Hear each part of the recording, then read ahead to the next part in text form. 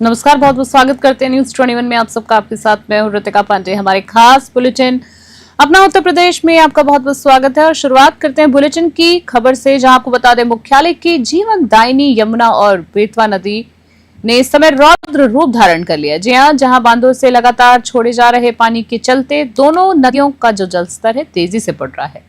यमुना नदी खतरे के निशान से 4 मीटर ऊपर है, जबकि बेतवा नदी 3 मीटर ऊपर बह रही है। वहीं बात कर लेते हैं जहां बढ़ते जलस्तर को देखते हुए जिला प्रशासन पूरी तरह से अलर्ट मोड पे है।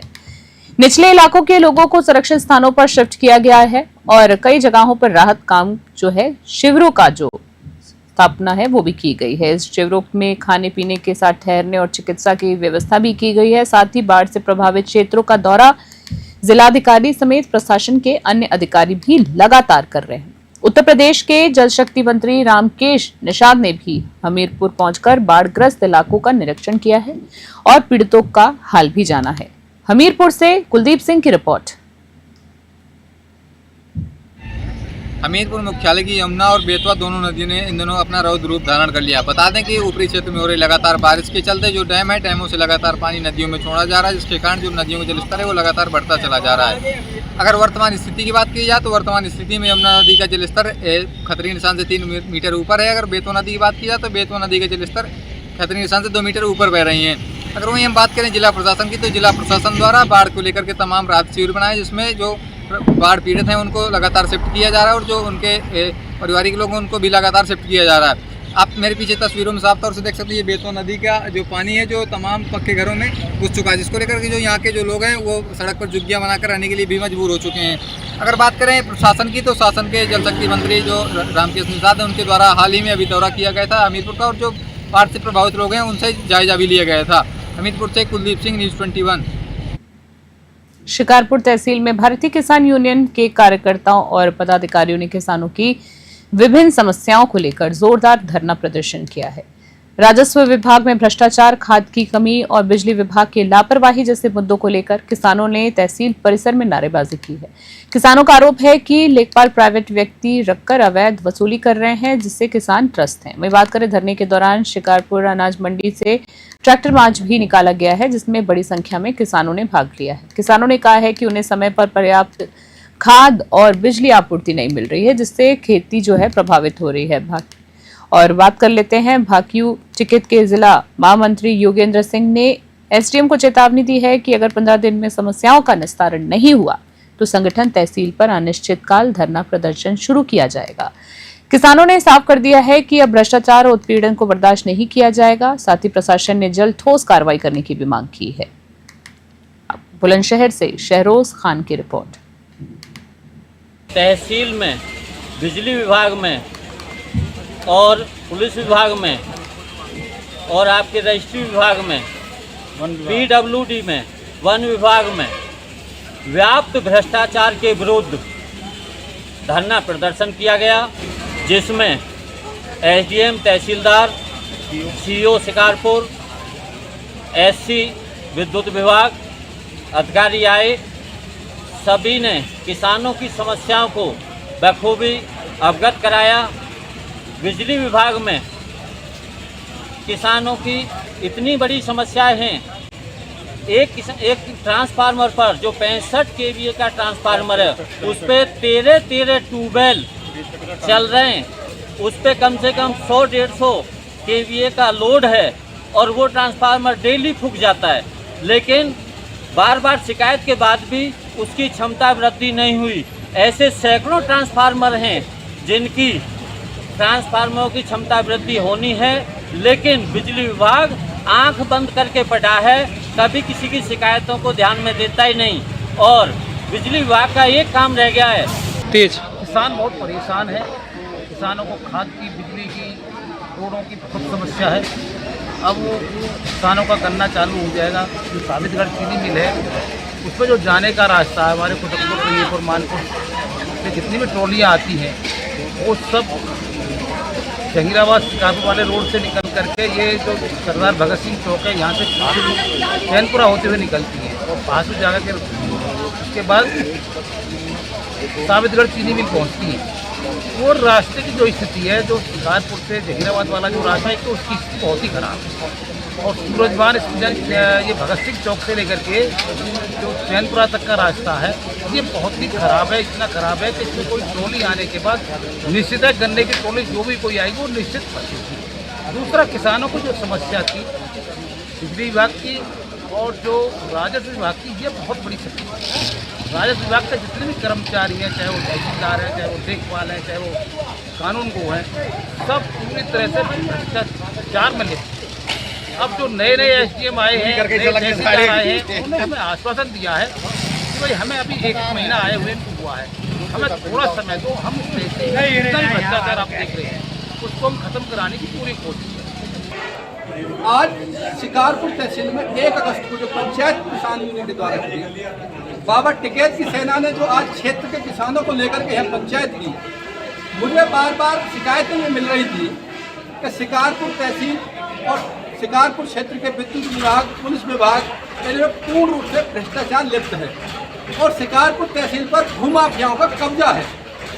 तो मैंने कहा कि वहाँ एक मीटिंग करें और अधिकारियों को अपने बीच में बुलाएं। तो आज लगभग 100 शिकायतें किसानों ने एप्लीकेशन के माध्यम से हमें सबमिट की।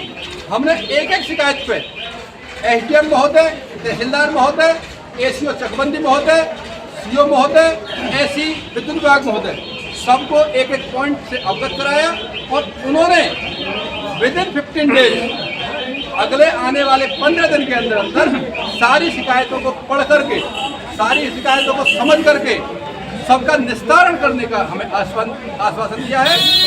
और हमने उनसे ये भी कहा है यदि 15 दिन के अंदर अंदर किसान की समस्या का समाधान नहीं हुआ और तहसील को भूमाफियाओं के कब्जे से मुक्त नहीं किया गया तो भविष्य में एक समय रख करके या अनिश्चितकालीन धरने के लिए किसान यूनियन मजबूर होगी।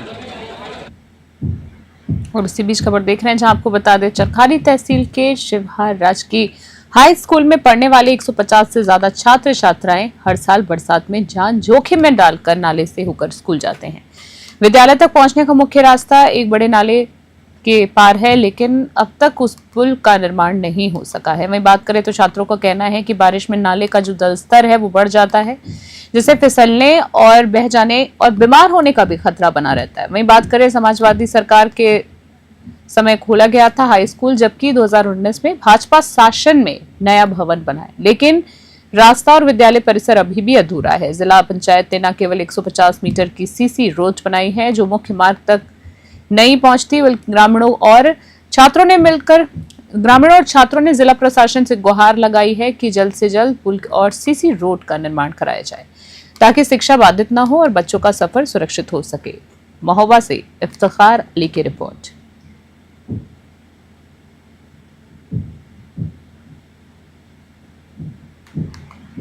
और इसी बीच खबर देख रहे हैं जहां आपको बता दें जिले के वॉल्टरगंज थाना क्षेत्र के ग्राम दौलतपुर में जमीनी विवाद के चलते दबंगई और फायरिंग की कोशिश का सनसनीखेज मामला सामने आया है। घटना का वीडियो सोशल मीडिया पर तेजी से वायरल हो रहा है। पीड़ित दिवाकर ने बताया है कि उनकी आबादी की जमीन पर लगे शीशम के पेड़ को लेकर पहले से दीवानी मुकदमा चल रहा था। साथ ही आपको बता दें 23 तारीख को उन्होंने पेड़ कटाई की शिकायत की थी, जिस पर वन विभाग और प्रशासन ने रोक लगा दी थी। इसके बावजूद आरोपी गोविंद सिंह समेत 2 दर्जन से अधिक लोग लाठी डंडे और अवैध तमंचा लेकर दिवाकर के घर पहुंचे। दिवाकर ने आरोप लगाया है कि गोविंद सिंह ने उन पर फायर किया, लेकिन तमंचा मिसफायर हो गया, जिससे बड़ी घटना चल गई। वहीं बता दें आरोप है कि दबंग जान से मारने की नीयत से घर में घुसे और गालियां देते हुए आतंक मचाया है। पीड़ित परिवार डरा सहमा है और किसी भी समय जानलेवा हमले की आशंका जता रहा है। पुलिस ने वीडियो और तहरीर के आधार पर मामला दर्ज किया है। बस्ती से दिलीप पांडे की रिपोर्ट। क्या कुछ मामला आपके साथ हुआ है, पूरा मामला बताइए। सर हमारा ये मामला हुआ कि 6 महीना पहले हमारा थोड़ा जमीन पटदार के घर के सामने पड़ता है, तो लोग जबरन हमारा शीशम का पेड़ काट दिए। कौन लोग हैं? वो शिव प्रसाद सिंह हैं, गोविंद सिंह हैं और वो जो है अपनी भरौली में उनकी रिश्तेदारी है, वहाँ से कुछ दबंग मिला करके जो है काट दिए थे। जिसका जो है एप्लीकेशन हमने जो है SP साहब को और वन विभाग को दिया था, जिससे इनके ऊपर जो है जो केस कटा था। तो वो लकड़ी जो है वन विभाग के जो अफसर थे वो नाप करके रखे गए थे कि ये प्रधान के ऑब्जर्वेशन में है और ज़मीन का निस्तारण हो जाएगा। उसके बाद जिसके पक्ष में ज़मीन जाएगा लकड़ी उसको मलकाना हक दिया जाएगा। विवाद कहाँ शुरू हुआ? विवाद ये हुआ कि इतने दिन बाद अब ये लोग ज़बरदस्ती पेड़ काटने आए तो हम लोग मना कर दिए। तब ये लोग आधा पेड़ कटा छोड़ के चले गए और वो रसरा अभी बंधा हुआ है। कौन कौन लोग थे इसमें? ये इसमें जो है भरौली के जो है गोविंद सिंह थे, जो इनके जो है हमारे पड़ेदार हैं, और वो अपने साथ में अतुल सिंह भरौली और गौरव और अजीत सिंह, बाकी अन्य 20-25 के साथ में आए। कब आए? ये 23 तारीख की समथिंग घटना है। ये जो है उठा के पेड़ को लेके गए। हम लोगों ने एप्लीकेशन फिर वन विभाग को दिया। उससे तिल मिलाए ये लोग कल जो है 25 की संख्या में 9 बजे रात को हमारे दरवाजे पे हथियार बंद होके आए, चैन और कट्टा लेके आए। लेकिन कट्टा उट्टा भी लेके आए थे? कट्टा लेके आए थे। कौन कौन कट्टा लिया था? कट्टा शीतल के पास था और अतुल के पास था। अच्छा। देखिए, थाना वाल्टरगंज जनपद बस्ती के ग्राम दौलतपुर में दो पक्ष जो आपस में सगे पटीदार हैं, उनके मध्य एक डीह की आबादी की ज़मीन को लेकर आपसी विवाद है, जिसमें दोनों द्वारा ये बताया जाता है कि ज़मीन की है। इसी बात को लेकर ज़मीन पर लगे हुए सिरसा के पेड़ को काटने को लेकर दोनों पक्ष आमादा फौजदारी। इसमें एक पक्ष द्वारा वो तमंचा इत्यादि हाथ में लेकर और धमकी देने या गाली गलौज करने, न्यूसेंस पैदा करने का एक वीडियो वायरल हुआ था। और इस संबंध में दोनों पक्षों से तहरीर प्राप्त की गई। उन पर अभियोग का नियमानुसार पंजीकरण कराया गया। मौके से जो भी साक्ष्य प्राप्त हुए, जो इस प्रकार का अवैध तमंचा लहराने वाला युवक था, उसकी पहचान गौरव सिंह के रूप में अवैध तमंचा उसके कब्जे से बरामद किया गया और इस संबंध में पुलिस वैधानिक कार्रवाई कर। कानपुर के भाऊपुर स्टेशन के पास आज बड़ा रेल हादसा होते होते टल गया। जी हां, मुजफ्फरपुर से आ रही अहमदाबाद जा रही 15269 जनसाधारण एक्सप्रेस के 2 जनरल कोच ट्रैक से उतर गए, जिससे यात्रियों में हड़कंप मच गया। बता दें आपको, घटना के बाद मौके पर चीख पुकार मच गई। महिलाओं और बच्चों को सुरक्षित बाहर निकाला गया। वहीं डीआरएम और रेलवे के अधिकारी मौके पर पहुंच गए और राहत काम जो है कार्य शुरू कर दिया गया। रेलवे के पीआरओ अमित कुमार सिंह ने बताया है कि हादसे में अभी तक किसी के हताहत होने की आधिकारिक पुष्टि नहीं हुई है, लेकिन कुछ यात्रियों को हल्की फुल्की चोटें आई हैं, जिन्हें इलाज के लिए हॉस्पिटल भेज दिया गया है। एक्सीडेंट रिलीफ ट्रेन और तकनीकी टीम में मौके पर पहुंची है। हादसे के कारण दिल्ली हावड़ा रेलवे ट्रैक पूरी तरह से बाधित हो गया। पीछे से आने वाली ट्रेनों को रोक दिया गया है, जिनकी सूची रेलवे द्वारा जल्द जारी की जाएगी। कानपुर से विशाल सैनी की रिपोर्ट।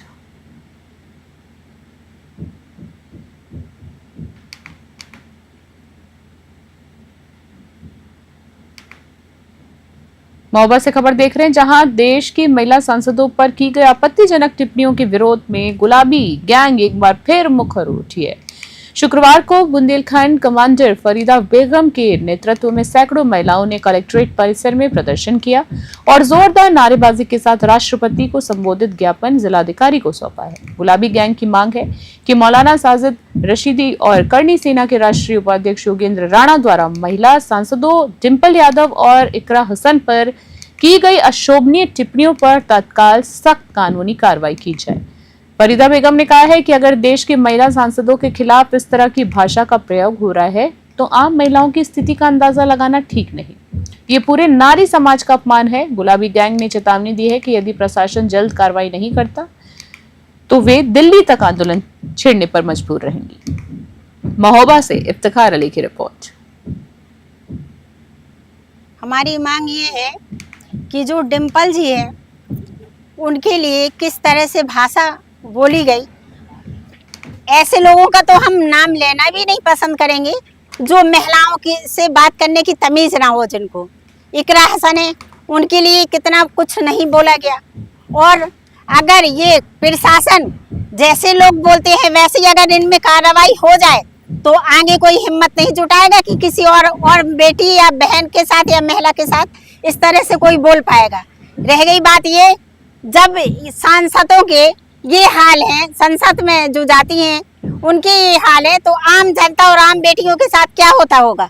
उनकी तो कोई सुनाई नहीं है कि वो वाला हम लोग हमेशा बात याद रखते हैं जो हमारे प्रधानमंत्री ने बोली थी कि बेटी पढ़ाओ और बेटी बचाओ।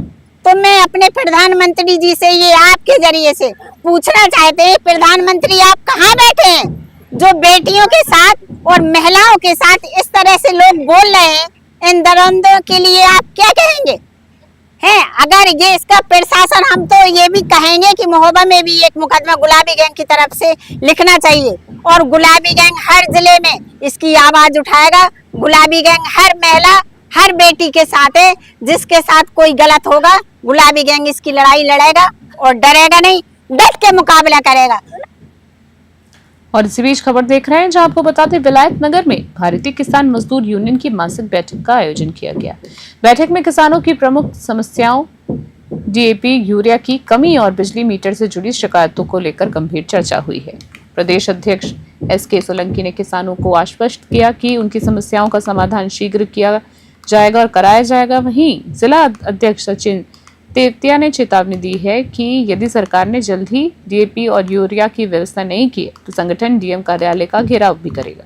बैठक में संगठन के कई पदाधिकारी कार्यकर्ता मौजूद थे। बैठक में किसानों ने हक की लड़ाई को और तेज करने का संकल्प लिया है। बुलंदशहर से शहरोज खान की रिपोर्ट।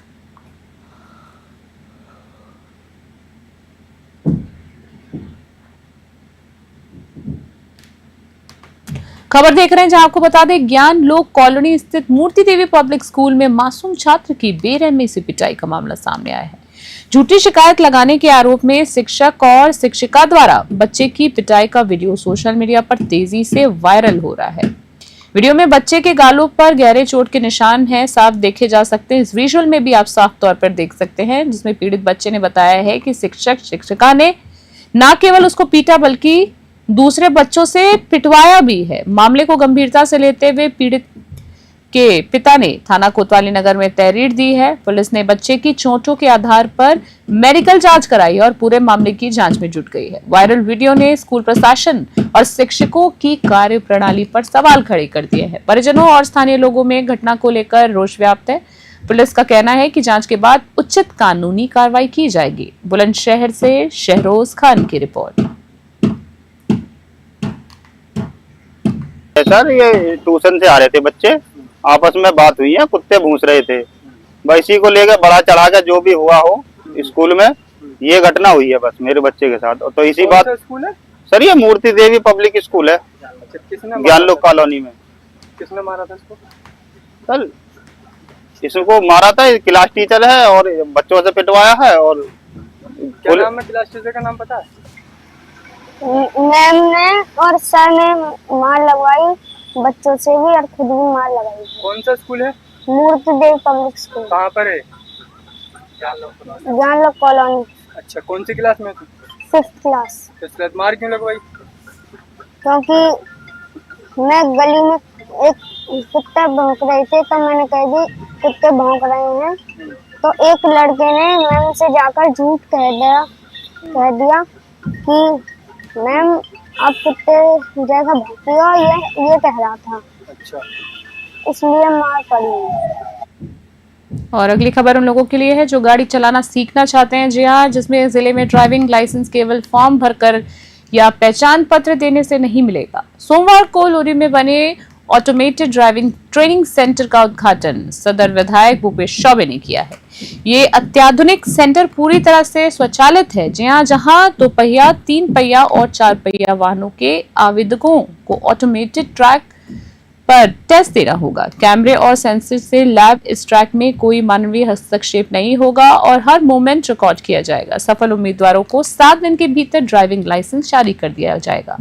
ट्रैक पर रिजर्व ड्राइविंग, साथ ही ट्रैफिक सिग्नल पालन और ब्रेकिंग सिस्टम, एक्सप्रेस कंट्रोल और वीडियो एनालिसिस जैसी तकनीकी शामिल है। साथ ही आपको बता दें वीडियो एनालिटिक्स जैसी तकनीकें शामिल हैं इसमें। और पीपी मॉडल बने इन केंद्रों की देखरेख तेज से मोटर ट्रेनिंग सेंटर करेगा। साथ ही आपको बता दें आरटीओ प्रशासन के अनुसार इसका उद्देश्य केवल लाइसेंस जारी करना नहीं बल्कि 10 चालक को तैयार करना है ताकि सड़क दुर्घटनाओं में कमी लाई जा सके। इसका पूरा सार है। सोनभद्र से संतोष तानी की खास रिपोर्ट। इसके लिए मैं शुभकामना दूंगा यहाँ परिवहन विभाग से जुड़े हुए सभी अधिकारी कर्मचारीगण और इसके जो भी अपने अरविंद जी जो तेज सिंह मोटर ट्रेनिंग के तहत यह प्रशिक्षण सेंटर शुरू हुआ। जब से योगी जी की सरकार प्रदेश में बनी तब से यह सुनिश्चित किया जाना तय हुआ है कि हर क्षेत्र में, चाहे वो किसी क्षेत्र में हो, चाहे कृषक हो, चाहे युवा हो, बेरोजगार हो, रोजगार हो, व्यापारी हो, हर व्यक्ति को समुचित सुविधा प्रबंध कराया जाए। परिवहन क्षेत्र में ड्राइविंग को लेकर, लाइसेंस को लेकर कई बार ऐसे दुर्घटनाएं हुआ करती थी जिसमें कई बार देखा जाता था अनट्रेन ड्राइवर है, नहीं सीखे अच्छे से, इसे छोटी मोटी लापरवाही पर दुर्घटनाएं बड़ी हो जाती थी। इन सब चीजों को देखते हुए यह पूरे प्रदेश में इस तरह से ट्रेनिंग सेंटर खोले गए हैं। ड्राइविंग को लेकर के जो भी लाइसेंस दिए जाएंगे उनको पहले एक अच्छा प्रशिक्षण दिया जाएगा, अच्छे ढंग से प्रशिक्षित हो जाए तब उनको ड्राइविंग लाइसेंस दिया जाए, ताकि छोटी मोटी दुर्घटनाएं जो बड़ी छोटी लापरवाही से बड़ी दुर्घटनाएं हो जाती है उसको रोका जा सके। एनपीएस, यूपीएस और निजीकरण के खिलाफ अचेवा एनएमओपीएस के बैनर तले कर्मचारियों ने सोनभद्र जिला मुख्यालय पर जोरदार प्रदर्शन किया है। रामलीला मैदान में वडोली चौक तक निकाले गए आक्रोश मार्च के बाद प्रधानमंत्री संबोधित ज्ञापन कलेक्ट्रेट पर सौंपा गया। मार्च में शिक्षकों, कर्मचारियों और विभिन्न संगठनों ने बड़ी संख्या में भाग लिया। वक्ताओं ने निजीकरण को निम्न और मध्यम वर्ग के खिलाफ अमीरों की साजिश बताते हुए कहा है कि अगर इसे अभी नहीं रोका गया तो भविष्य में सिर्फ संविदा और आउटसोर्सिंग की नौकरियां बचेंगी, जिनमें जीवन यापन मुश्किल होगा। बता दें, रविभूषण सिंह और रविंद्र चौधरी ने कहा है कि शिक्षा, चिकित्सा और परिवहन जैसे बुनियादी क्षेत्र सरकार के हाथ में होने चाहिए, क्योंकि सरकार का उद्देश्य कल्याणकारी होना चाहिए। वहीं बात करें तो राजकुमार मौर्य ने प्रधानमंत्री से एक देश एक पेंशन की मांग करते हुए सवाल उठाया है कि जब नेता और न्यायपालिका पुरानी पेंशन योजना का लाभ ले सकते हैं तो सामान्य कर्मचारी इससे वंचित क्यों है आखिर। सोनभद्र से संतोष साहनी की रिपोर्ट। कार्यक्रम है धरना प्रदर्शन, क्या कार्यक्रम है और किस मुद्दे को लेकर? ये कार्यक्रम अटेवा के द्वारा जो है संचालित हो रहा है। आज पूरे देश में सभी मुख्यालयों पे हम लोग जो है एनपीएस और यूपीएस के जो है गोबैक के लिए, यानी उसे सरकार जो है खत्म करे और पुरानी पेंशन बहाल करे। साथ ही साथ हम लोग निजीकरण का भी विरोध कर रहे हैं, क्योंकि जब निजीकरण नहीं रहेगा, राष्ट्रीय संस्थाएं नहीं रहेंगी तो देश में लोगों को नौकरी नहीं मिलेगी तथा आम जनमानस को जो सुविधा मिलना चाहिए सरकारी संस्थाओं से वो नहीं मिल पाएगी। इसलिए हम लोग निजीकरण का विरोध कर रहे हैं और साथ ही साथ हम लोग जो है पुरानी पेंशन की बहाली की मांग करते हैं। आज हम लोग के राष्ट्रीय नेतृत्व एनएमओपीएस और अटेवा उत्तर प्रदेश के आह्वान पे हम लोगों का ये कार्यक्रम पूरे देश के सभी मुख्यालयों पर आयोजित किया जा रहा है। और आज के हम लोग माननीय प्रधानमंत्री जी को और माननीय मुख्यमंत्री जी को ज्ञापन देंगे कि निजीकरण को बंद करें और पुरानी पेंशन को बहाल करें। आगे आने वाले समय में यदि सरकार हमारी बातों को नहीं मानती है तो हम लोग आगे 5 सितंबर को भूख हड़ताल करेंगे और साथ ही साथ 2 अक्टूबर को हम लोग जो है हैशटैग जो है एनपीएस यूपीएस गो बैक का ट्विटर अभियान चलाएंगे। और उसके बाद भी अगर हमारी पुरानी पेंशन बहाल नहीं होती है तो हम लोग 25 नवंबर को पूरे देश के शिक्षक, कर्मचारी, अधिकारी साथीगण ये दिल्ली में कूच करेंगे। और दिल्ली में जिस प्रकार देखा था आपने पूरा जनसैलाब था, इस बार ये संख्या कई गुना अधिक होगी, जिसे दिल्ली की सरकार को जो है संभालना मुश्किल हो जाएगा। इसीलिए हमारा आग्रह है आदरणीय प्रधानमंत्री जी से, माननीय मुख्यमंत्री जी से कि हमारी और सभी की जो है शिक्षक कर्मचारियों की पुरानी पेंशन को बहाल करें, क्योंकि एनपीएस के अंतर्गत जो भी जो है राशि मिल रही है मात्र 800, 1500, 2000 मिल रही है, जिससे किसी का भी बुढ़ापा जो है अच्छे ढंग से नहीं। सयाना परिसर में भारतीय किसान यूनियन की मासिक पंचायत का आयोजन हुआ है, जिसकी अध्यक्षता भगवान मुकदम और संचालन दीपक शर्मा ने किया है। जी आपको बता दें, जिसकी अध्यक्षता भगवाना मुकदम और संचालन दीपक शर्मा द्वारा किया गया है। पंचायत में संगठन द्वारा 1 महीने में किए गए कार्यों की समीक्षा की गई। साथ ही सयाना मंडी में खरीफ फसलों हेतु एमएसपी कांचा लगाए जाने की मांग प्रमुखता से उठाई गई है। किसानों ने उप जिलाधिकारी कोर्ट में फैले भ्रष्टाचार पर भी कड़ा रोष व्यक्त किया है। साथ ही आपको बता दें, इसी क्रम में एसडीओ बिजली सयाना और पूर्ति निरीक्षक को मौके पर ही किसानों ने बंधक बना लिया। इसके बाद पहुंचे एसडीएम रविंद्र कुमार को भी किसानों ने जमीन पर बिठा लिया और समस्याओं से अवगत कराया है। एसडीएम ने स्वयं मौके पर जाकर समाधान का आश्वासन दिया। पंचायत को संबोधित करते हुए बाक्यू युवा जिला अध्यक्ष ठाकुर शैलेंद्र आर्य ने चेतावनी दी है कि यदि 15 दिनों में कार्रवाई नहीं हुई तो बड़ा आंदोलन होगा और प्रशासन इसकी जिम्मेदारी ले। बुलंदशहर से शहरोज खान की रिपोर्ट।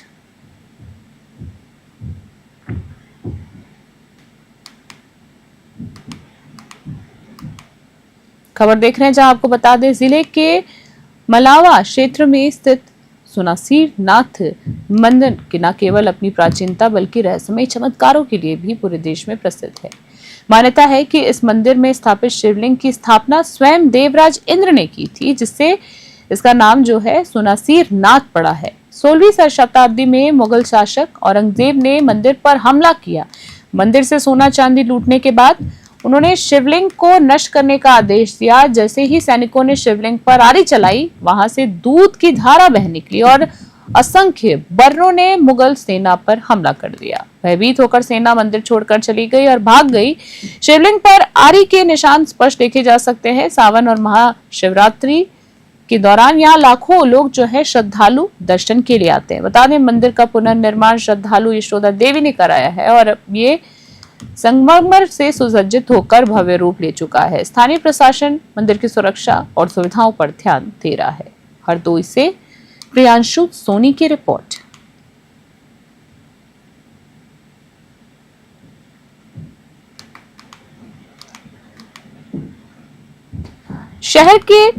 शहर में दिन दहाड़े चोरों का आतंक जो है वो लगातार बढ़ता जा रहा है। हर तरफ इस तरह की खबरें देखी जाती हैं और बता दें, सदर कोतवाली क्षेत्र में मोहल्ला नलकापुरा में 2 चोरों को लोगों की सूझबूझ से रंगे हाथों पकड़ लिया गया है। चोरी की जो वारदात है अंजाम देने के लिए आए दोनों युवकों को स्थानीय लोगों ने धर दबोचा है और हाथ पैर बांधकर जमकर पिटाई की है। साथ ही बता दें आपको, भीड़ को देखकर घबराए चोरों ने अपनी पहचान मेरठ निवासी बताई।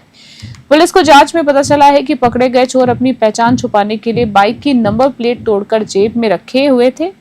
वहीं घटना की सूचना पर पहुंची पुलिस ने चोरों को हिरासत में लेकर पूछताछ शुरू कर दी है। स्थानीय लोग अब ऐसे गिरोह के खिलाफ सख्त कार्रवाई की मांग कर रहे हैं। वहीं बात करें तो मामला शहर में सुरक्षा व्यवस्था पर सवाल खड़ा कर रहा है।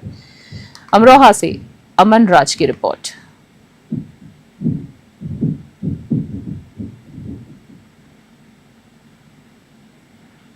खबर देख रहे हैं आपको, जहां बता दें, जिले के थाना सेदन गली क्षेत्र के देहरा मिलक गांव में एक दिल दहला देने वाली घटना सामने आई है। जी आपको बता दें, सैद नकली से खबर देख रहे हैं, जहां ब्लैकमेलिंग से परेशान होकर छात्रा रुचि ने अपने ही घर के कमरे में फांसी लगाकर आत्महत्या कर ली है। बता दें आपको, सुसाइड नोट में गांव के ही अरुण और सुशील नामक युवकों पर 1 साल पुराना वीडियो बनाकर वायरल करने की धमकी देने और लगातार मानसिक शारीरिक शोषण करने का आरोप लगाया है। रुचि ने लिखा है कि अरुण उस पर शारीरिक संबंध बनाने का दबाव डाल रहा था और वह उसकी मौत का जिम्मेदार है। मृतका के रिश्तेदार ने भी इन आरोपों की पुष्टि की है। साथ ही आपको बता दें, घटना की सूचना मिलते ही पुलिस मौके पर पहुंची और शव को कब्जे में लेकर पोस्टमार्टम के लिए भेज दिया है। पुलिस ने सुसाइड नोट के आधार पर जांच शुरू कर दी। वहीं गांव में भारी आक्रोश का माहौल है और लोग आरोपियों की तत्काल गिरफ्तारी की मांग कर रहे हैं। अमरोहा से अमन राज की विशेष रिपोर्ट। अवगत कराना है कि थाना सैद नगली के अंतर्गत ग्राम देहरा मिलक पर एक 25 वर्षीय युवती द्वारा अपने घर पर फांसी लगाए जाने की सूचना प्राप्त हुई। इस सूचना पर स्थानीय पुलिस द्वारा मौके पर पहुंचकर सबको कब्जे में लेकर पंचायतनामा की कार्रवाई पूर्ण कर मॉर्चरी के भेजा गया। सबके पास से एक सुसाइड नोट प्राप्त हुआ है, जिसमें युवती द्वारा अपने 2 तहेरे सगे भाइयों पर एक उसका वीडियो वायरल कर देना, ब्लैकमेलिंग करना और धमकी देना व लगातार परेशान करने की ही बात लिखी गई है, जिससे आहत होकर वो उसके द्वारा ऐसा करना बताया गया है। परिवारिक जन द्वारा तहरीर प्राप्त कर ली गई है व सुसंगत धाराओं में अभियोग पंजीकृत कराया जा रहा है। थाना स्तर से 3 टीमें गठित कर दी गई है। नामित अभियुक्तों को पकड़ने की कार्रवाई चल रही है। ड्रोन से जुड़ी सोशल मीडिया पर फैल रही अफवाहों को लेकर पुलिस सतर्क हो गई है। पुलिस अधीक्षक श्री अमित कुमार आनंद के निर्देश पर समस्त क्षेत्राधिकारी और थाना प्रभारी अपने अपने क्षेत्रों में जनसभाओं और गोष्ठियों के माध्यम से लोगों को जागरूक कर रहे हैं। बता दें, गोष्ठियों में पैम्फलेट वितरित कर बताया गया है कि सोशल मीडिया पर वायरल हो रही ड्रोन संबंधी खबरें पूरी तरह से झूठी है और भ्रामक है। पुलिस अधीक्षक ने स्पष्ट किया है कि ऐसे संदेशों को शेयर करना या उन पर विश्वास करना कानूनन अपराध है। पुलिस ने जनता से अपील की है कि वे किसी भी संदिग्ध गतिविधि की जानकारी तुरंत दे पुलिस को। साथ ही सूचना चेतावनी दी है कि ड्रोन का अनाधिकृत प्रयोग न करें। अफवाह फैलाना दंडनीय अपराध है जिसके विरुद्ध सख्त कार्रवाई की जा सकती है। बता दें पुलिस का उद्देश्य है जनपद में शांति और कानून व्यवस्था बनाए रखना। अमरोहा से अमन राज की रिपोर्ट।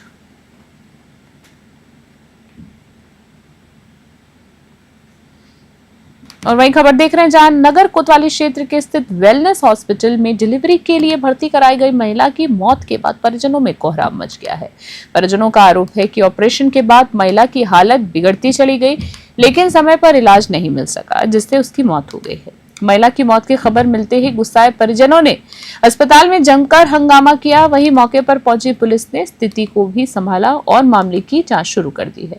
परिजनों का रो रो कर बुरा हाल हो चुका है और वे अस्पताल प्रशासन पर लापरवाही और गंभीर आरोप लगा रहे हैं। बता दें पुलिस का कहना है कि शव का पोस्टमार्टम कराया जाएगा और जांच के आधार पर कार्रवाई की जाएगी। वहीं अस्पताल प्रबंधन अभी चुप्पी साधे हुए है। हापुड़ से मोनिश खान की रिपोर्ट।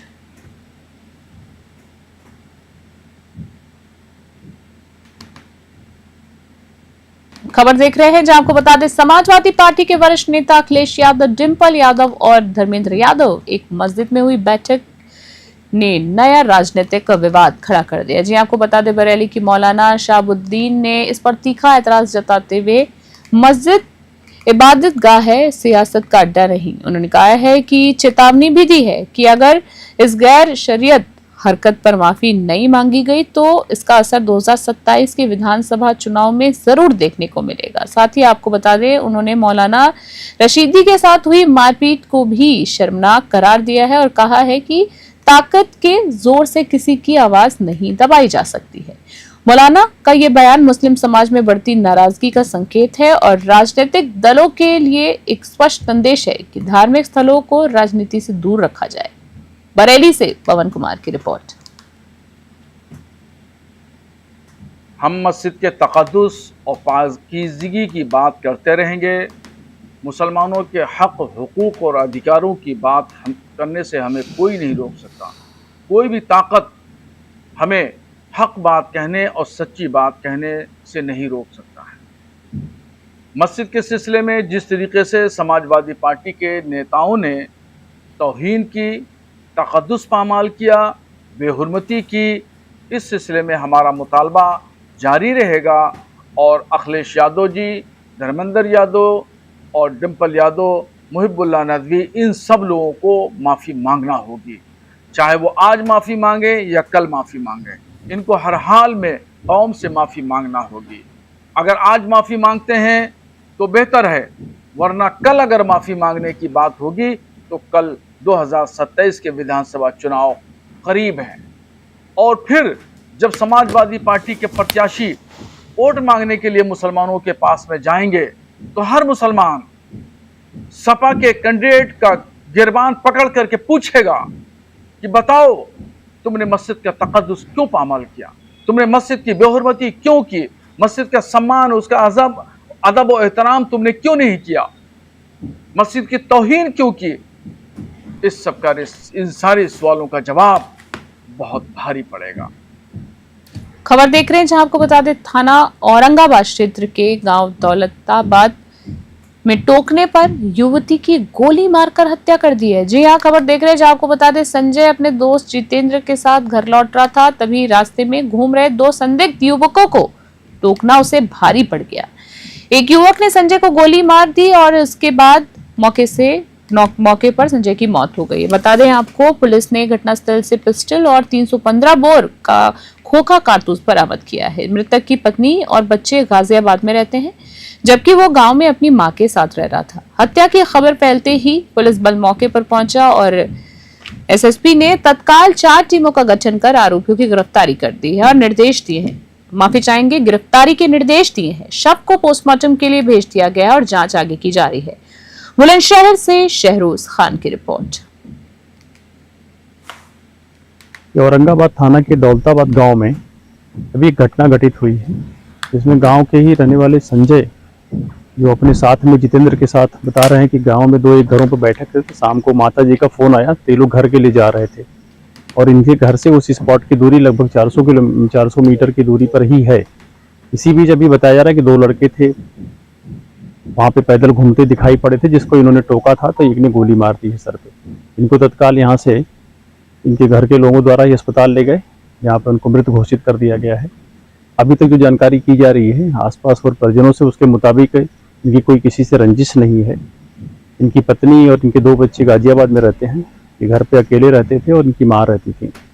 साथ में जो जितेंद्र थे उनसे कुछ जानकारी मिली है। मौके पर एक वहाँ पे पिस्टल मिली है और एक खोखा कारतूस भी मिला जो 315 बोर का है।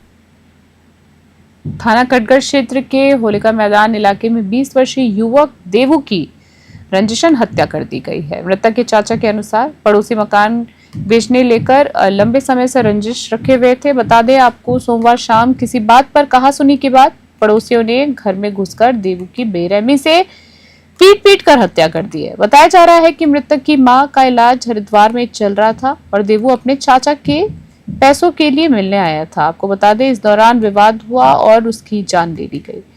एसपी सिटी कुमार रणविजय सिंह ने बताया है कि घटनास्थल पर फॉरेंसिक टीम को बुलाया गया है और आरोपी युवकों की तलाश की जा रही है। पुलिस जल्द ही हत्यारों को गिरफ्तार करने का दावा कर रही है।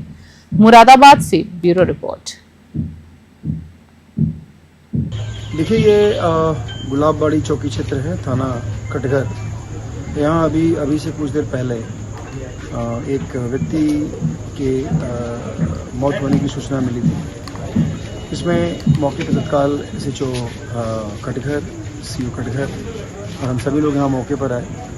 यहाँ पूछताछ से पता चला है कि ये जो लड़का यहाँ पे मृत पड़ा हुआ है, इसका नाम देवू है और इसका इस मोहल्ले के आसपास के 4-5 लड़कों से मारपीट हुई है और उसी मारपीट में जो चोट लगी है उसी से इसकी मृत्यु हो गई है। ये बेसिकली जो लड़के थे उन लोगों के साथ अपने यहाँ बैठ करके किसी बात को लेकर के इन लोगों में कहासुनी शुरू हुई थी। इसमें हम लोग तत्काल यहाँ से बॉडी शिफ्ट करा दी है मोर्चरी और जो इसके चाचा हैं श्याम, उन्होंने कुछ बातें हम लोग को बताई है। उसके आधार पर हम लोग 2 टीमें बना करके उन लोग को हिरासत में लेकर पूछताछ करने का प्रयास कर रहे हैं। जी, क्या हादसा हुआ है आपके यहाँ? अगर मेरा भतीजा है, मैं अपनी ड्यूटी से आया था और मैंने आते देखा तो ये अंदर पड़ा है, ये अंदर पड़ा है गेट के। मैंने जैसे गेट खोला तो मैंने अब क्या हो गया, मैं डर के इनसे पूछा तो इन्होंने बताया उन्होंने मारा 7-8 जनों ने उसको। अनु, मनु, अंकी, चंकी, नमन और बब्बू और हरिओम, इन 7 जनों ने मारा है। ये कौन लोग थे आपके? ये मेरे कोई नहीं है, भिखारी नहीं है,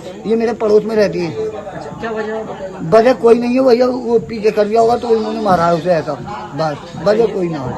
कुछ दवाई वगैरह का भी आपको? ना कुछ नहीं। माता जी की दवाई? माँ इनकी माँ बीमार है, हरिद्वार में है, लड़के की माँ हरिद्वार में, उनके फाली गिरी हुई है। ये मुझसे पैसे लेने आता है और पैसे मैं दे देता हूँ, 2 महीने हुए हैं और ये चला जाता है। आज इनने बेचारे ने कुछ कह दिया होगा तो इन लोगों ने उसे जान से मार दिया। अब मैं नहीं जानता भैया क्या कही हो, ये सड़क पर खून पड़ा बया सब सारा, इन लोगों ने मारा। 7-8 जने हैं। रंजिश ही है सर, बहुत बिगड़ रंजिश है। जैसी योग इनके, ये हमारे ऊपर को हमारा मकान लेने है, कभी हमें बेचने न देते, ऐसे करते हमारे साथ। हमारे न्यूज़ 21 की विशेष रिपोर्ट के बाद ललितपुर पुलिस हरकत में आ गई है। जी हां, सदर कोतवाली क्षेत्र के व्यायामशाला में नाग पंचमी के दिन कार्यक्रम के दौरान हर्ष फायरिंग करने वाले दबंग व्यापारी नेता नरेंद्र कड़की उर्फ पहलवान पर कोतवाली पुलिस ने मामला दर्ज कर लिया है। प्रत्यक्षदर्शियों के अनुसार पहलवान ने मंच पर एक के बाद एक 3 राउंड फायरिंग की, जिससे कार्यक्रम में मौजूद मासूम बच्चे और महिलाएं डर के मारे सहम गए थे। आपको बता दें, फायरिंग के बाद खाली खोखे वहीं फेंक दिए गए। इस घटना के बाद इलाके में दहशत का माहौल है। वहीं पुलिस ने पहलवान की गिरफ्तारी के प्रयास तेज कर दिए हैं और मामले की गंभीरता से जांच की जा रही है। ललितपुर से निहाल सिंह की रिपोर्ट।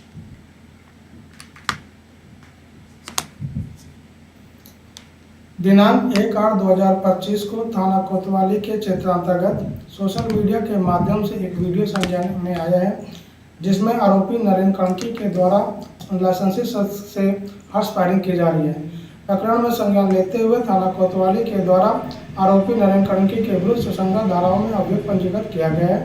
आरोपी की गिरफ्तारी के प्रयास किए जा रहे हैं। और इसी बीच खबर देख रहे हैं आप, जहां अमेरिकन राष्ट्रपति डोनाल्ड ट्रंप ने भारत समेत देशों पर नए टैरिफ लागू करने के आदेश दिए हैं और हस्ताक्षर भी किए हैं। आपको बता दें, भारत से होने वाले निर्यात पर 25% शुल्क पहले से लागू है, जो बीते 7 दिनों से चल रहा है। खास बात यह रही कि भारत के पड़ोसी देशों को इसकी राहत मिली और उन पर महज 19% और 20% शुल्क लगाया गया है। इस फैसले के बाद व्यापारिक हलकों में हलचल मच गई और इस मुद्दे पर हमारे साथ हमारे संवाददाता एहसन यादव ने कांग्रेस के पूर्व विधायक भगवती चौधरी से खास बातचीत की है। क्या बातचीत की है, आइए आपको सुनाते हैं।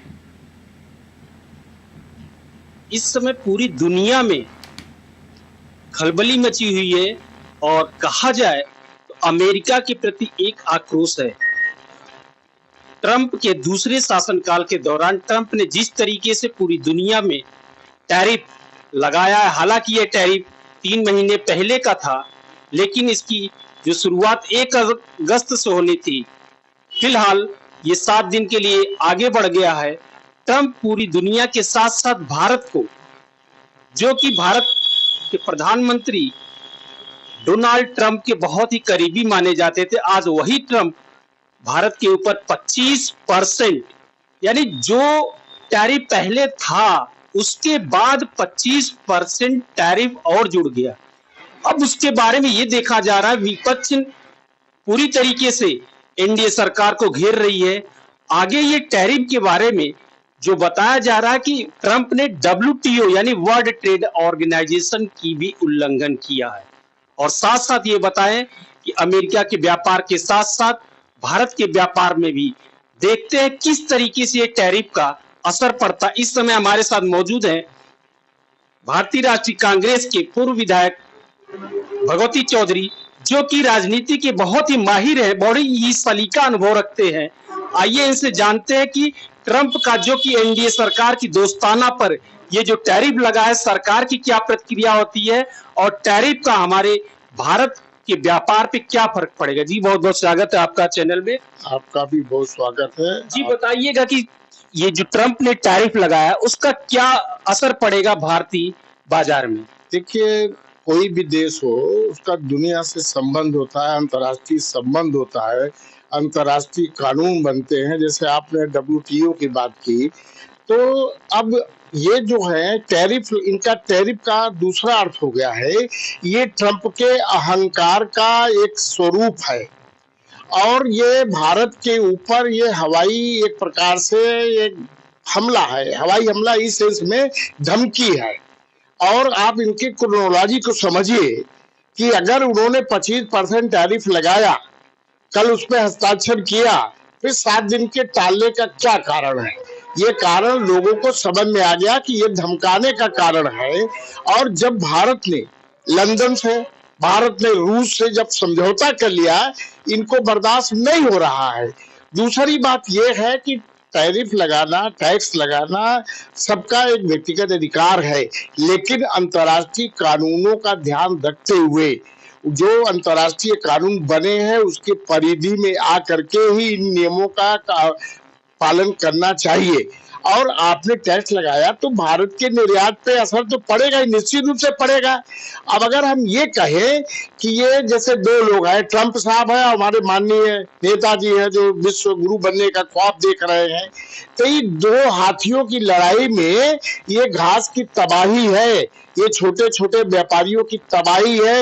ये व्यापारी छोटे समझे चाहे न समझे, या वो लोग न समझे जो दुनिया के दूसरे देशों से एक्सपोर्ट और इंपोर्ट का व्यापार करते हैं। ये दूसरी बात है कि इन्होंने एक्सपोर्ट पे ये लगाया है, तो निश्चित रूप से भारत की अर्थव्यवस्था पे असर पड़ेगा। लेकिन मैं एक बात और कहना चाहता हूं कि आपके माध्यम से तो ये बात सही तरीके से फैलेगी। मुझे एक चीज नहीं समझ में आता कि गोदी मीडिया को क्या हो गया है कि वो टैरिफ की तारीफ कर रहे हैं। अभी वो लगातार टैरिफ के महत्व को समझाएंगे, उसके लाभ को बताएंगे। अरे टैक्स अगर 1% भी लगे, 2% भी लगे, किसी तरीके का कोई भी नगर पालिका का टैक्स हो, जिला पंचायत का हो, और इनकम टैक्स हो, सेल टैक्स हो, GST हो, तो जो करदाता होता है उसके ऊपर प्रतिकूल असर पड़ना स्वाभाविक है। लेकिन विरोधी मीडिया के ऊपर असर नहीं पड़ेगा। वो सरकार के तरफ से देश की जनता को गुमराह करेंगे कि नहीं तो बहुत फायदा है, तो फायदा गिराएंगे। जनता को उससे भी होशियार रहने की जरूरत है। ट्रंप ने भारत की इकोनॉमी को डेड इकोनॉमी कहा, उस पर क्या कहेंगे आप? जब हमारे ट्रंप ने, जो अमेरिका के राष्ट्रपति हैं, जब सीज फायर के बारे में जो कुछ भी कहा, देश के प्रधानमंत्री, गृह मंत्री, रक्षा मंत्री, विदेश सचिव ने उसका कोई खंडन नहीं किया। अब हम अमेरिका के बातों पर क्या विश्वास करें? मैंने यही कहा कि वो तो इस तरीके का कि आप देखिए उनकी नीयत देखिए। हमारे यहाँ 25% लगा दिया, हमारा पड़ोसी है जो हमारा दुश्मन है और जो वो दिखाते हैं कि मोदी के मित्र हैं, लेकिन पाकिस्तान पर कम लगा रहे हैं, बांग्लादेश पर कम लगा रहे हैं। इसका कारण क्या है? ये गोदी मीडिया को नहीं समझ में आएगा। हम देश की जनता को समझाएंगे कि ये केवल भारत पर दबाव बनाने के लिए, अनुचित दबाव बनाने के लिए, भारत की अर्थव्यवस्था को चौपट करने के लिए। वैसे भारत की अर्थव्यवस्था इस शासन में चौपट हो रही है, निरंतर गिरावट की तरफ है, उसको और ये गिरावट की तरफ ले जाना चाहते हैं। ये भी कहा कि आने वाले दिनों में भारत जो है पाकिस्तान से तेल खरीदेगा, और कल ही पाकिस्तान के प्रधानमंत्री ने भी ट्वीट किया। यहां तक कि अभी अगर पाकिस्तान की बात करें तो पाकिस्तान में जो तेल का वहां पे कंजर्वेशन किया जा रहा है, यूज किया जा रहा है, बहुत कम है, और उसकी डिमांड तो बहुत अधिक है। वो कैसे होगा? देखिए, ट्रंप जी हकीकत से बहुत दूर हैं, ख्वाब देख रहे हैं। भारत का तुलना पाकिस्तान से करेंगे? भारत के पास जो संपत्ति है, भारत के पास। तो इस तरीके से आपने सुना कि हमारे साथ कांग्रेस के पूर्व विधायक भगवती प्रसाद चौधरी ने जिस तरीके से अमेरिका के द्वारा 25% भारत पे टैरिफ लगाया गया, पाकिस्तान की बात की गई, और उन्होंने देश दुनिया की सारी राजनीतिक बताई किस तरीके से अर्थव्यवस्था चल रही भारत की। अब तो देखते हैं 7 दिन बाद अमेरिका के राष्ट्रपति ट्रंप जो 25% टैरिफ का ऐलान किए हैं, वो क्या होता है, वास्तविकता में क्या होता है, वो तो सामने सबके आएगा। जिले में यमुना और चंबल नदियों के जलस्तर में लगातार वृद्धि हो रही है। यमुना नदी का जलस्तर खतरे के निशान से करीब 5 मीटर ऊपर पहुंच गया है, जिससे अजीतमल क्षेत्र के कई गांव में बाढ़ जैसे हालात बन गए हैं। अब तक आधा दर्जन से अधिक गांव में पानी घुस चुका है। वहीं आपको बता दें, ग्रामीण अपने मवेशियों और जरूरी सामान के साथ राहत शिविरों की ओर जा रहे हैं। वहीं जिला प्रशासन ने राहत कार्य तेज कर दिया है। पुलिस प्रभावित क्षेत्रों में पैदल गश्त और निगरानी कर रही है। जिलाधिकारी डॉक्टर इंद्रमणि त्रिपाठी और सदर विधायक कुड़िया कठेरिया ने नाव से सिकरोड़ी गांव का निरीक्षण किया है और आपको बता दें, लोगों को हर संभव मदद का भरोसा भी दिलाया है। डीएम ने कहा है कि प्रशासन पूरी तरह से सतर्क है और लोगों को सुरक्षित स्थानों पर पहुंचाया जा रहा है। शाम तक जलस्तर में गिरावट आने की संभावना जो है वो भी बताई जा रही है। और रैया से आशुतोष अवस्थी की रिपोर्ट। राशन है और लंच पैकेट की व्यवस्था अंदर भी करा दी है, जिससे डॉक्टर वगैरह लगे हैं, और जिलाधिकारी द्वारा और प्रशासन द्वारा पूरी सुविधा दी जा रही है, जिससे एनडीए की टीम भी है, नाव भी लगाई गई है, जिससे उन्हें किसी प्रकार की मुसीबत नहीं करने पड़ रही है। तो अगर कोई दिक्कत है तो उसके लिए पूरी टीम लगी, प्रशासन साथ खड़ा है, और मुझे लगता है कि आज रात तक ही पानी कुछ घटेगा। पीछे कल वहाँ भी अस्ता में ऐसी पोजीशन थी, लेकिन आज वहाँ पर पानी ज़्यादा। तो किसी भी बात की अगर परेशानी तो है नहीं, सभी टीम यहीं पर लगी है, और एसडीएम वगैरह है और वीडियो है, ब्लॉक से आए हुए हमारे जिला पंचायत सदस्य सोनू सेंगर जी हैं, उनका ये क्षेत्र लगता है, तो हम भी पूरे तरीके से लगे हैं। आज हम लोग सितोड़ी गांव में जो बाहर कैंप लगा हुआ बाढ़ से डाला है, और बीच में पानी चूँकि मरूंड हो गया है गांव, तो इसलिए गांव में गए थे। हमारे साथ में माननीय क्षेत्रीय विधायक जी भी हैं और जिला पंचायत सदस्य जी भी हैं, सारे लोग जनप्रतिनिधिगण के साथ हम लोग गए थे। पहले तो जो अनुमन्य है राशन किट उनको वितरण किया गया है, और भीतर से हमारी पीएससी की फ्लड कंपनी लगी हुई है और नाव भी लगी है। जो लोग आवागमन कर रहे हैं, गांव से आ रहे हैं, उनके लिए भी व्यवस्था है। डॉक्टर्स हैं, अभी गांव में गए थे तो वहाँ लोगों की डिमांड थी कि डॉक्टर्स को वहीं भेज दिया जाए, तो अभी डॉक्टर्स जा रहे हैं, वहीं उनका इलाज करेंगे। सारी व्यवस्थाएँ हैं और आज शाम से उम्मीद है कि पानी घटने लगेगा। और इसी बीच खबर देख रहे हैं, जहां कोतवाली देहात क्षेत्र के गांव मरगूबपुर में चोरी की शक में एक युवक को ग्रामीणों ने पकड़कर पीट दिया। युवक को आम के बाग की तरफ भागते देख ग्रामीणों को शक हुआ, जिसके बाद उन्होंने घेराबंदी कर उसे पकड़ लिया। पूछताछ में युवक संतोषजनक जवाब नहीं दे सका, जिससे गुस्साए ग्रामीणों ने उसकी पिटाई कर दी। बाद में सूचना पर पहुंची पुलिस ने युवक को हिरासत में लेकर थाने ले जाया गया, जहां मामले की जांच जारी कर दी गई है। फिलहाल युवक की पहचान और मंशा को लेकर छानबीन की जा रही है। बुलंदशहर से शहरोज खान की रिपोर्ट।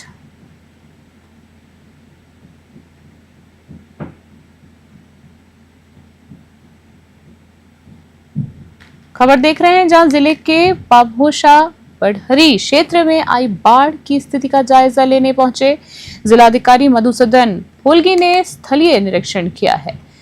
आपको बता दें, उनके साथ उप जिलाधिकारी और थाना अध्यक्ष पश्चिम शरीरा भी मौजूद रहे। वहीं निरीक्षण के दौरान जिलाधिकारी ने ग्रामीणों से संवाद किया है और उनकी समस्याओं को ध्यानपूर्वक भी सुना है। उन्होंने राहत और बचाव कार्यों में किसी भी प्रकार की लापरवाही न होने देने की सख्त हिदायत दी है। साथ ही डीएम ने अधिकारियों को निर्देशित किया है कि प्रभावित क्षेत्रों में तत्काल राहत सामग्री उपलब्ध कराई जाए और चौकसी को और बढ़ाया जाए। साथ ही इस दौरान स्थानीय प्रशासन, पुलिस और राजस्व विभाग की टीमें भी मौजूद थी।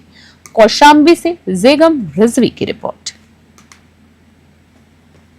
बाढ़ आने से 6-7 गांव का संपर्क मार्ग टूट गया है और फसलों का काफ़ी नुकसान हुआ है। आवागमन में लोगों की दिक्कत हो रही है और अभी फिलहाल तो नाव चल रही है जिलाधिकारी महोदय के आदेश अनुसार। फसलों को काफ़ी नुकसान हो गया लोगों को। जानवरों के लिए या लोगों के लिए क्या सुविधा दे के गए हैं, क्या बताएं उनके लिए क्या सुविधा है? सुविधा दी है उन्होंने, कोटेदार से भी कहा है और ग्राम प्रधान को भी कहा है डीएम साहब ने कि जो राहत सामग्री हो आप अपने तरफ से करते रहिए। तो हम लोग यहाँ मौके पे इस समय हैं। जो भी लोगों की कितनी दिक्कतें आप लोग को आ रही है इसमें? आने जाने तो काफ़ी दिक्कतें आ रही हैं, क्योंकि अब संपर्क मार्ग टूट गया है तो नाव द्वारा उतरना है, आना है, जाना है। लोग बाइक खड़ी करते हैं, 4 व्हीलर इधर खड़ी करते हैं, कोई उधर खड़ी करता है। और इसी बीच खबर देख रहे हैं आप, जहां आपको बता दें, जिले के गौरप्लाग समेत कई क्षेत्रों में किसानों को खाद नहीं मिल पा रही है। समितियों पर ताले लटके हुए हैं और सुबह से शाम तक भूखे प्यासे किसान कतारों में खड़े हैं। वायरल हो रहे वीडियो में महिलाएं और बुजुर्ग घंटों इंतजार करते हुए नजर आ रहे हैं। वहीं किसानों का आरोप है कि निर्धारित मूल्य से अधिक पैसे लिए जा रहे हैं और अधिकारियों की तरफ कोई जवाब नहीं मिल पा रहा है। वहीं प्रशासन कह रहा है कि जिले में खाद की कोई कमी नहीं है। वहीं जमीनी हालात जो हैं इसके बिल्कुल उलट हैं। कुछ समितियों में तो बैठने की व्यवस्था तक नहीं है। किसानों ने चेतावनी दी है कि अगर 2 दिन में खाद नहीं मिला तो आंदोलन किया जाएगा। बस्ती से दिलीप पांडे की रिपोर्ट। भैया आज 5 दिन से खाद लेने आए हैं। 5 दिन से आप दौड़ रहे हैं? 5 दिन से हम लोग यहाँ लाइन लगाते हैं, कहते हैं चले जाओ खाद मिल जाएगा। और खाद नहीं मिला? खाद नहीं मिल रहा है। समिति भी बंद है? समिति भी बंद है। हम लोग सुबह से लाइन लगाए हैं। कितने रुपया बोरा खाद देते हैं? 300 रुपया में देते हैं।